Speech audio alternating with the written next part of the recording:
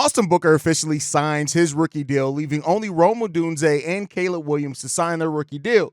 We'll talk a little bit about that. Plus, we're going to dive into the mailbag. And as it is Friday, that means it's mailbag day. All that and more right after this. You are now tuned in to Chicago Bears Central, your number one place for all Chicago Bears news and content. What's going on, Bears fans? Welcome to another episode of Chicago Bears Central, your number one spot for everything Chicago Bears related. I'm the host, Terry Hayes, but more importantly, you guys can follow the channel at Chi Bears Central on every social media platform we happen to be on. With that being said, let's go ahead and get into it for today. So Austin Booker has signed his rookie deal now. He joins Kieran Abagaje, as well as Tory Taylor, signing their rookie deals, right? That's 3 out of the Bears' 5 draft picks signing their rookie deals. That leaves Caleb Williams and Rome Odunze to go ahead and get that done before the season starts. It'll get done. There's no questions about that. That's not even a question. I'm sure they're just working out some details on things. But at the end of the day, this is a solid rookie class. And really, when you want to look at this rookie class, kind of the expectations around it are there, right? This is a rookie class that while we don't have the number of picks some Bears fans were hoping we were going to have coming into the draft, you're adding players at key positions. Yeah, of course, quarterback with Caleb Williams, of course, Rome Odunze with the wide receiver, and joining that wide receiver room where he's not gonna, he's gonna have time to learn behind 2 veterans, but still be a very impactful player. Shane Waldron's already talked about, just how versatile Rome Odunze is and how he plans to use him in that offense. Then you have Austin Booker, the edge, right? We all kind of thought the Bears may address edge maybe a little bit higher up, but this guy's coming in with tons of potential, right? And we don't know how much of that's going to be seen in his rookie year. It's already been said by Eric Washington that Austin Booker will have an opportunity to win the starting role. So we'll see if he can do that.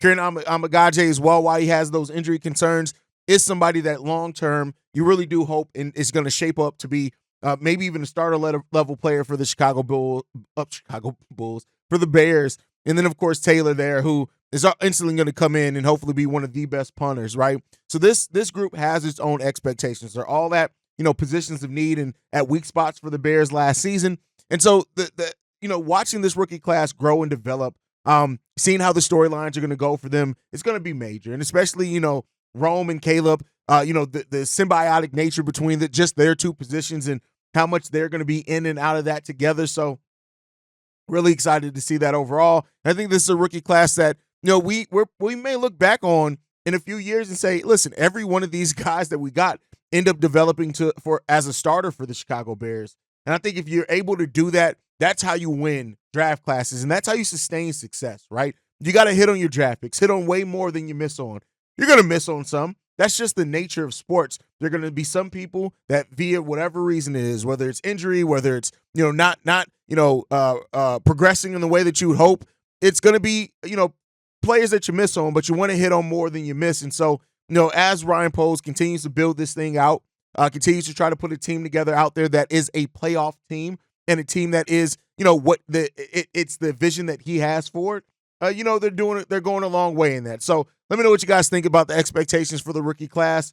Now you get to pivot towards extension, right? And, there's a lot of players who could be up for an extensions during the season this year.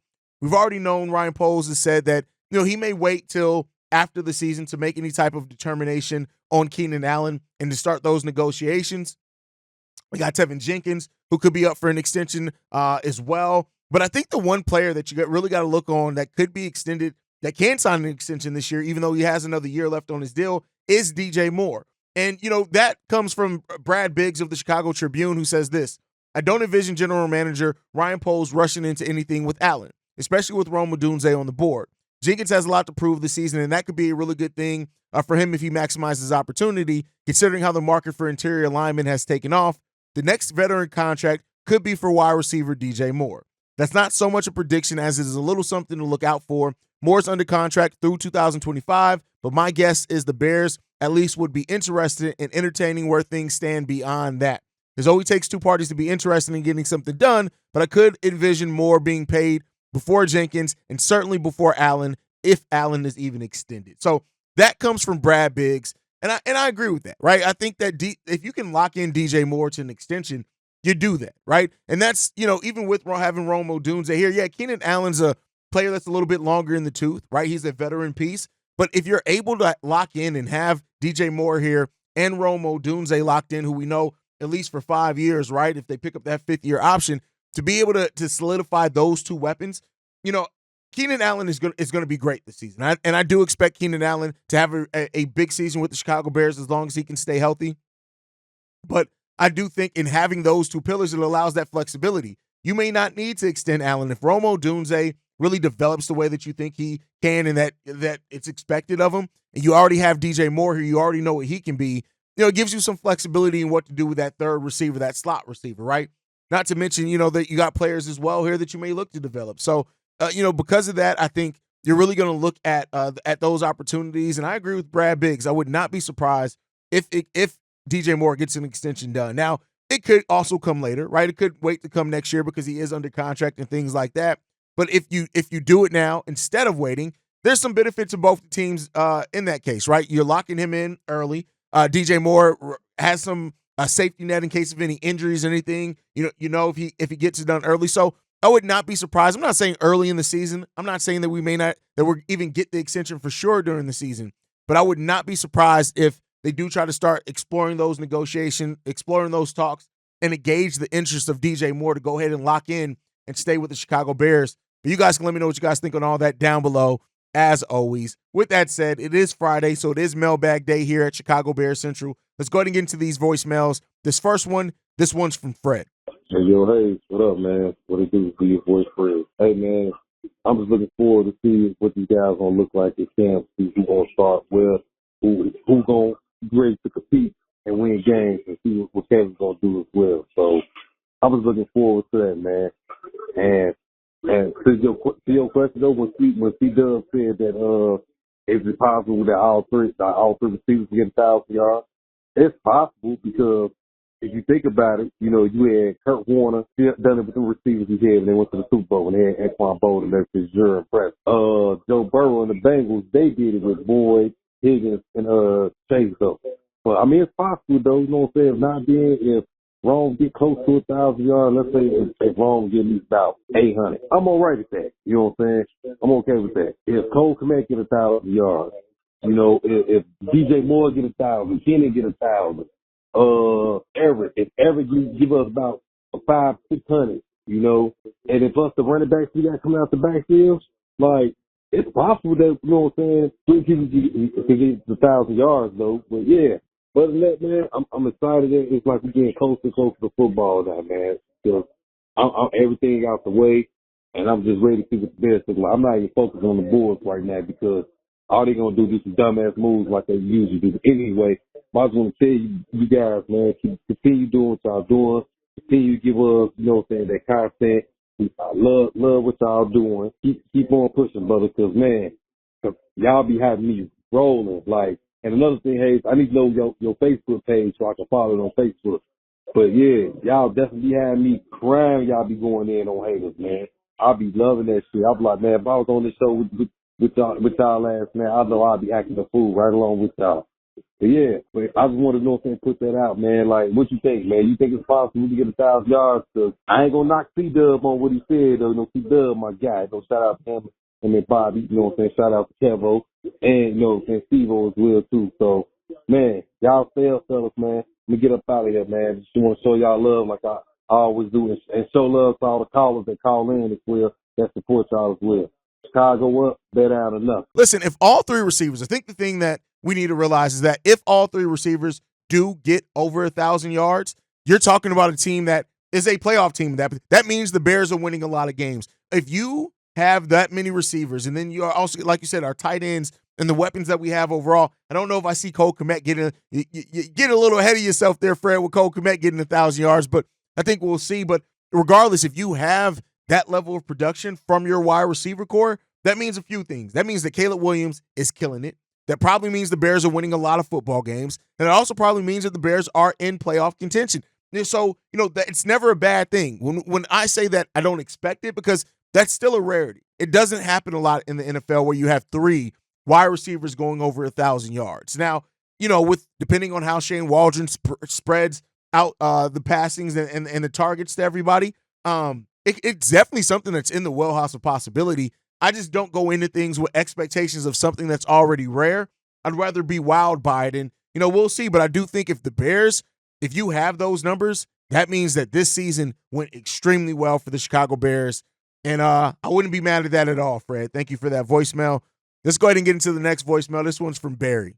Hey, it's Bobby C-Dub. Hey, fellas, it's Barry here. So, listen, fellas, I want to talk about the stadium thing because it's been in the background now for a couple weeks, post-draft and all that. Listen, fellas, that whole presentation they did with the mayor and the preacher and all that. Listen, fellas, it's a dog and pony show. Did you look at the plans, guys? Have you been to Soldier Field and tried to park your car there? It's a fucking nightmare, fellas. They don't have the infrastructure to handle 65,000 things in downtown Chicago. And they're going to knock down the parking deck, fellas, and build a stadium. And they're going to have a job site right next to Soldier Field for 4 or 5 years. Meanwhile, you're going to demolish the only sparse parking that you do have. Fellas, it's a fucking joke. It's not happening.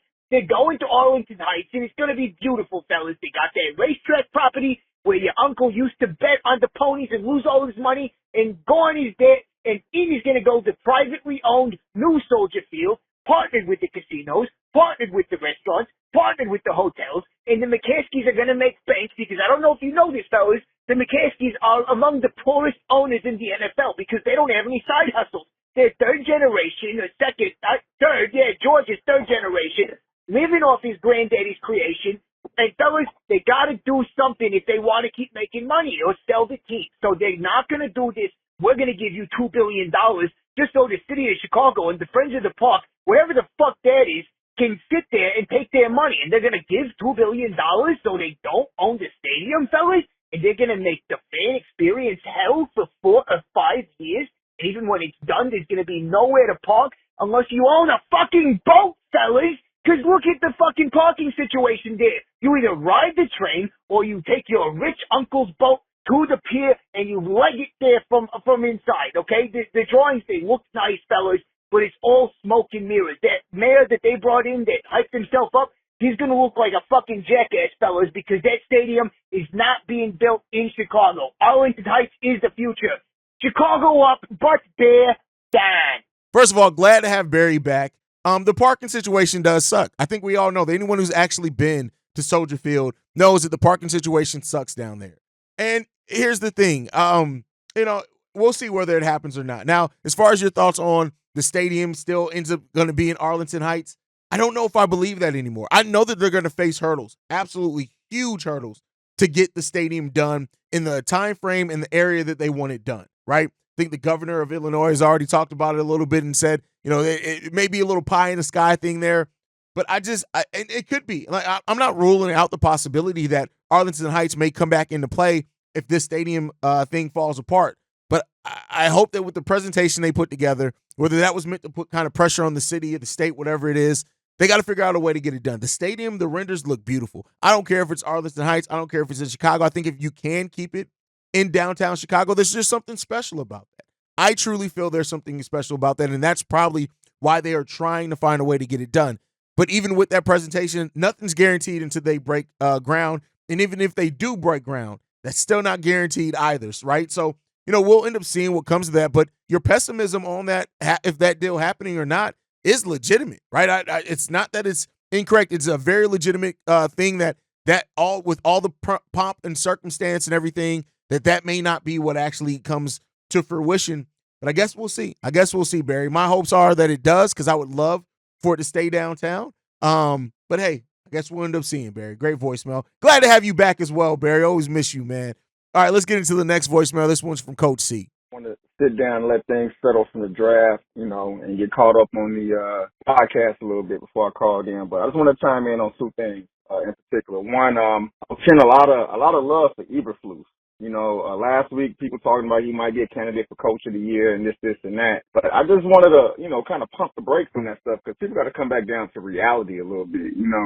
A lot of the games that the Bears had that was close, that we lost or just didn't play really well, he was a direct reflection of why that was. And it's like we kind of get caught in the moment and we forget some of the things that he did as a coach, dropping D linemen back in coverage on money down situations, third and fourth down, not kicking field goals, just a lot of coaching decisions that ultimately led to losing last year. And it's like we kind of forgot all about that, And I think Poles is a good GM that kind of knows that he wasn't in position last year to launch Eberflus. You know, he had nobody on the staff who he felt comfortable with stepping in an interim role. I personally think that Eberflus has the most pressure building to produce this year. You know, and if he doesn't, they may launch him mid-season. If let's say they start off slow and bad, they may launch him mid-season, and they definitely have replacements on staff this year that can finish up in the interim role. You know, he's not safe at that. He's got to produce. This Bears team has to have a winning record. I'm not talking playoffs, which would be great, but this is not a losing record roster. You know, I think Poles, I think he definitely is doing a very good job with the Bears. I appreciate the man that he is and how he's conducting business for the Bears. He's definitely bringing a lot of respectability back to the Bears. And last thing I want to comment on, Bears draft, Zay and Caleb Williams, all that's great. The linemen are solid too. But Austin Booker, when they drafted this guy, I was watching him the whole off season, you know, watching tape on him, man. And the kid, I think he's going to be a baller. I keep hearing all this talk about Max Crosby, you know, and I think Max Crosby might be a low-hanging fruit and obvious comp. But I really don't think he's a Max Crosby guy. Crosby's like really, really rubber bandish, a rubber band athlete. You know, he's real flexible, up, low, can get low. He does a lot of freak athlete stuff. But when I see Booker, he's a little bit more stiffer than Crosby. I'm going to pause a little bit on that. But when I watch his tape, the person I see, the NFL comp I see, is Jason Taylor for the Miami Dolphins. Came out the University of Akron, was 6'6", 240 pounds, and he was a baller. Not as athletic as everybody thought he would be, but he's a good enough athlete. Coach C, I don't know what happened. Like, you got to stay close to your service was dropping in and out there. There are times where you faded in and out. But here's the thing. I disagree that Eberflus is necessarily on a hot. When I think a hot seat, I think the sense that, oh, everything has to go perfect or you're fired. I do think that if things go horribly wrong, meaning like the Bears have like 3 or 4 wins, that he's out of there. I'm not going to say necessarily if they don't have more wins than losses. It depends on how the season goes. Like if there's injury that happens, you know, whatever it is. But I do think that with the change that they made to the offensive coordinators, with the offensive staff, I think that they're going to let Matt Eberflus, as long as things don't go terribly wrong, seek out the last year of his deal, which that means that he will be coaching in 2025. That's the last year of his deal. I don't think there's really, like I said, unless things go completely and horribly wrong, that there's any real chance of him being fired midseason or anything like that. I just don't agree with that. But hey, I guess we'll end up seeing, right? And ultimately, I hope that the Bears play so good that we're not even talking about that aspect of things, right? As far as Austin Booker, I do think that he can end up being still, regardless of comps, anything like that. You know, the comps are cool. It gives kind of somebody to kind of compare to if they don't watch college football. But ultimately, I do think that Austin Booker could end up being an absolute steal. You're talking about somebody who was projected going in the 3rd round, that even then people said he had 1st-round level talent. He's just unproven, right? He's real inexperienced. He hasn't been playing football a whole hell of a long time. So because of those reasons, you could definitely see Austin Booker taking off, right? And regardless of, like I said, the comps, this is a guy that works hard. This is a guy that has the physical tools. He's tough. I like Austin Booker, and I think that I'd be really happy if Austin Booker does end up rounding out and being instilled for where the Bears drafted him at. And that's why they feel comfortable trading a 4th-round pick to get into the 5th round to get their own pick back and draft Austin Booker in this draft. All right, let's get into the last voicemail. This one's from Booker. Yo, Hayes, what's good, man? This book, man, blessings to you and yours. Hey, I see that, I like the little schedule video they released, man. There's a little homage to old movies that was filmed around Illinois, man. That's pretty cool. I'm not gonna give no prediction yet until after the preseason games. I want to see what they look like a little bit. You know, we ain't gonna get much, but I just want to get a feel for, you know, what they're going to do and where they at. But the reason why I'm calling, man, is because this whole J.J. McCarthy thing, man. Every year, man, they try to just, man, boost up somebody that's going to be either okay or mediocre. Because the way that they talking about this dude, the Vikings is about to take over the division, man. And it's just like, man, y'all talking about pumping the brakes on our team, pump the brakes on him. Man, all he did was hand off the ball. Every time he made a throw, I mean, it was decent, but majority of the games, he was just J.J. McHandoff. So I don't understand, like, what the big deal is, but they got to boost somebody up every year, man. This is his year. I think he's going to be another Trevor Lawrence to me, who was very mediocre. And stats don't always tell a story, even though everybody always want to go, well, he threw for 4,000 yards, don't matter. There's a whole lot of QBs that threw for 4,000 yards and didn't do nothing, and he's in that realm right now. But that's all I wanted to say, man. Like always, Chicago up, bear down, man. Blessings to you and yours and the family and the crew. And I'll holler, man. You have a good weekend. J.J. McCarthy. Here's what I got to say on that. I get it. Everybody's gonna have hopes, right? And there's a quarterback every year that people try to prop up and say could be just as good as the people that go early and people pass on them and whatever else. And listen, I don't want to see bad. I hope that J.J. McCarthy has a great career. I hope he does. Just not against the Bears. That's really what it comes down to. Just not against the Bears. I mean, reportedly, he looks really great so far in their training camps and things like that. Like I said, I hope that he has a great career. I just hope that he loses to the Bears a lot over that career. He was picked to have, to have the second best rookie season by a quarterback. So, look out for that. He is stepping into a situation where, there's some expectations there. I don't know how much that sticks or not, but there's definitely some expectations. They predicted Caleb Williams to throw for over 3,500 yards and 23 touchdowns. They projected him to be right below him with 3,513 yards and 19 touchdowns. So, he's projected to have a really good season. We'll see if it comes to fruition, but ultimately, I don't care how good they do, just as long as they lose to the Bears. That's it. That's what I care. And I'm not going to wish bad upon anybody. If J.J. McCarthy can shock and awe and be one of the better quarterbacks to come out this draft, great. Just lose to the Bears. That's all I care about. That's it. That's all. But thank you for the voicemail there, man. But that's the time for today, guys. Make sure you guys are following the show at Shy Bear Central. You guys can send us any feedback, questions, comments, concerns, ChicagoBearsCentral@gmail.com. Lastly, if you want to leave a text message and or voicemail for the mailbag, the number to do so, 773-242-9336. We are the number one spot for everything Chicago Bears related, thanks to you guys. And like I like to end every episode on, Chi-Town up, but bear down. Love you guys. Peace, y'all. This has been a presentation of the Break Media.